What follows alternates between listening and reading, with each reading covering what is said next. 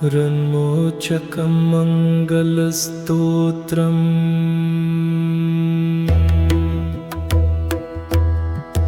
मङ्गलो भूमिपुत्रश्च ऋणहर्ता धनप्रदः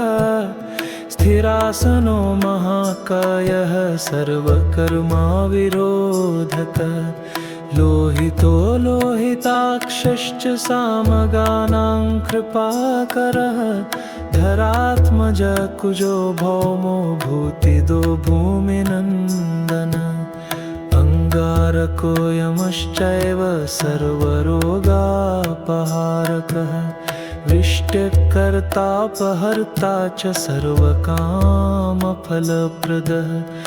एतानि कुजनामानि नित्यं यः श्रद्धया पठेत् ऋणं न जायते तस्य धनं शीघ्रमवाप्नुयात्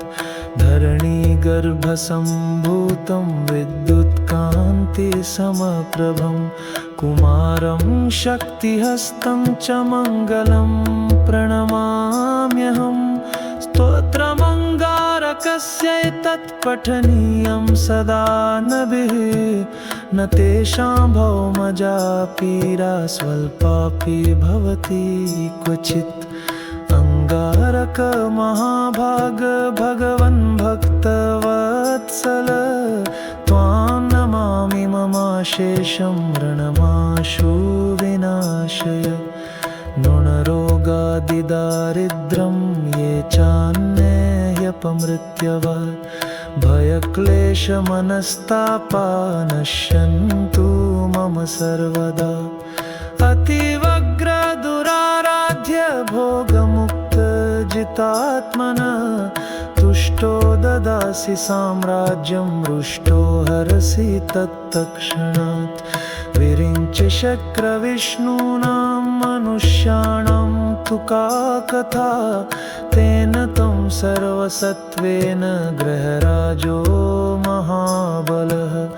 पुत्रान् देहि धनं देहि त्वामस्मि शरणं गतः ऋणदारिद्र्यदुःखेन शत्रूणां च भयात् ततः एभिर्द्वादशभिः श्लोकैर्यस्तौति च धरासुतं महतीं श्रियमाप्नोति अपरो धनदो युवा।